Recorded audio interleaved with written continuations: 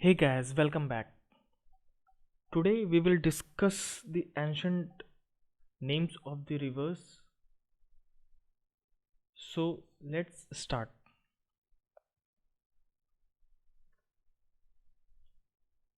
तो first river जो है कौन सी है? झेलम। झेलम का जो एंशंट नेम था वो था वितस्ता। वितस्त या वितस्ता कह सकते हैं। इसको लर्न करने की जो ट्रिक है वो देखते हैं। विकट परिस्थिति में हमारे पास उसे झेलने की शक्ति होनी चाहिए। तो मतलब जैसे जब कभी हम किसी डिफ़िकल्ट टाइम से गुजर रहे होते तो हम उसको क्या कहते हैं? विकट परिस्थिति। और हमें उसके उसे झेलने की शक्ति होनी चाहिए हम में। तो जैसे वितस्त में हम कुछ विकट की तरह साउंड आ रहा है ना, वितस्त और विकट का हम रिलेट कर सकते हैं। और झेलम में तो झेलने की तरह हम साउंड उसका रिलेट कर सकते हैं, विकट और झेलने।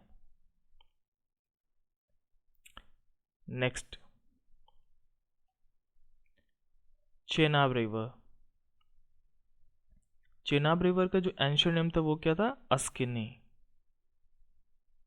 तो इसकी ट्रिक क्या हो जाएगी?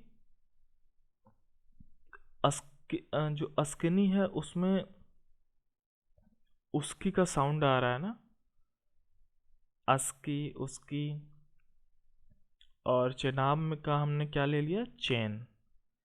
तो हो जाएगा उसकी चैन गोल्ड की है।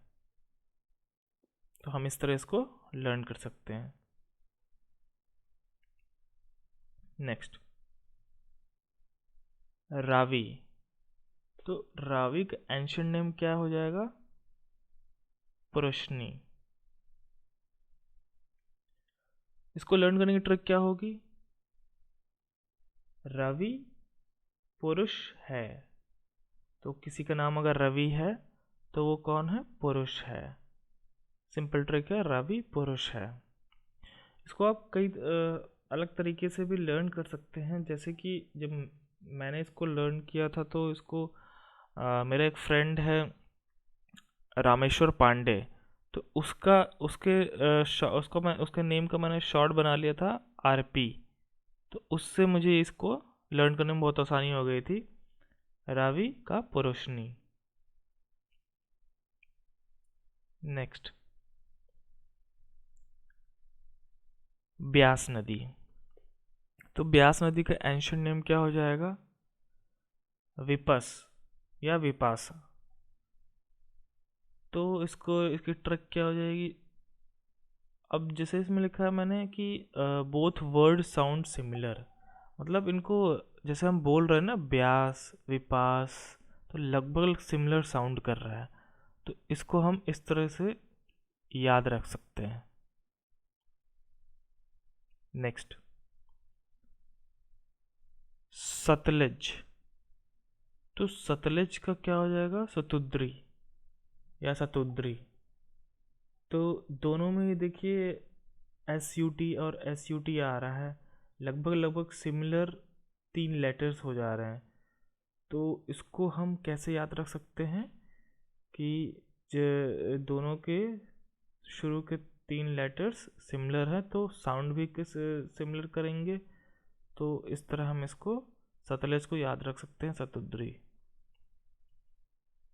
Next, Ghaggar river. Ghaggar river का एंशियंट नेम क्या था? दृष्टवती। दृष्टवती। तो हमने क्या किया कि घग्गर का जो ले लिया, लास्ट का चार लेटर ले लिए घर, और दृष्टवती का क्या ले लिया? शुरू के लेटर्स ले लिए दृष्ट। तो ट्रिक क्या हो जाएगी? घर पर दृष्टि बनाए रखनी चाहिए। देखिए, हमें अपने घर मतलब घरों पर हमेशा ध्यान देते रहना चाहिए।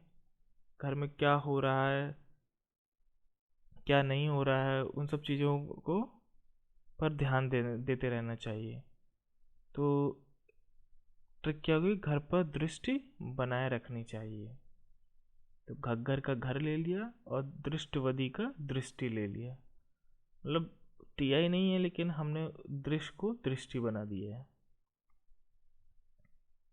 नेक्स्ट, गिलगिट। गिलगिट की जो गिलगिट रिवर है उसका जो एंशिएंट नेम है वो है श्वेत्य। तो ट्रिक क्या हो जाएगी, गिलगिट में सफ़ेद पहाड़ियाँ होती हैं।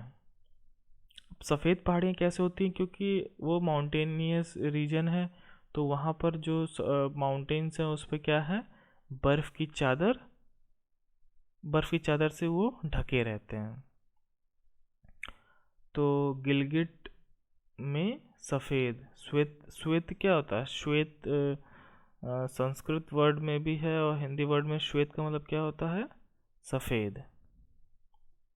तो क्या हो जाएगा, गिलगिट में सफ़ेद पहाड़ियाँ होती हैं।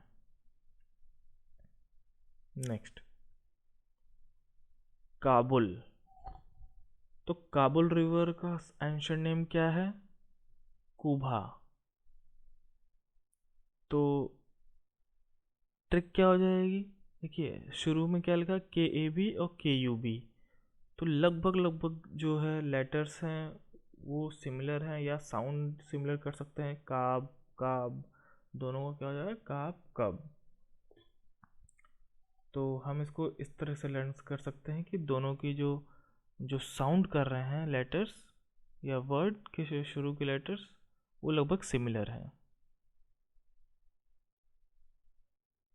नेक्स्ट, कुर्रम। कुर्रम रिवर। तो कुर्रम रिवर का जो एंशिएंट नेम है वो क्या है, क्रूमू।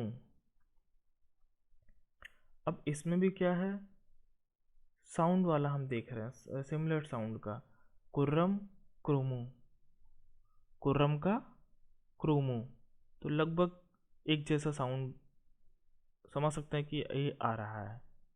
तो हम इसको इस तरीके से लर्न कर सकते हैं। नेक्स्ट क्या है, झोब रिवर। अब झोब रिवर के एंशिएंट नेम क्या है, यव्यावती। झोब रिवर का एंशिएंट नेम क्या है, यव्यावती। देखिए जिसको हमने इसमें लिया है कि सिमिलर कर रहा है उसको हमने अंडरलाइन भी कर दिया है। तो ट्रिक क्या हो जाएगी, जॉब। अब जो झोब लिखा है उसको हमने क्या साउंड कर लिया, लगभग कैसे, जॉब बोल दिया। और जो यव्यावती है उसमें से हमने क्या ले लिया, वाई ए को अगर हम लेटर को छोड़ दें तो लास्ट में क्या आ रहा है, व्यवा, व्यवा। तो हमने उसको क्या ले लिया, यव्यावती का व्यया ले लिया, व्यवा, तो इसे बना लिया व्यवसाय। तो जॉब को हम हिंदी में क्या बोल सकते हैं, व्यवसाय। तो हम इस तरह इन दोनों को रिलेट कर सकते हैं कि जॉब यव्यावती, जॉब व्यवसाय। तो ये था हमारा लास्ट रिवर का नेम। मिलते हैं अपने नेक्स्ट वीडियो में। Thanks for watching.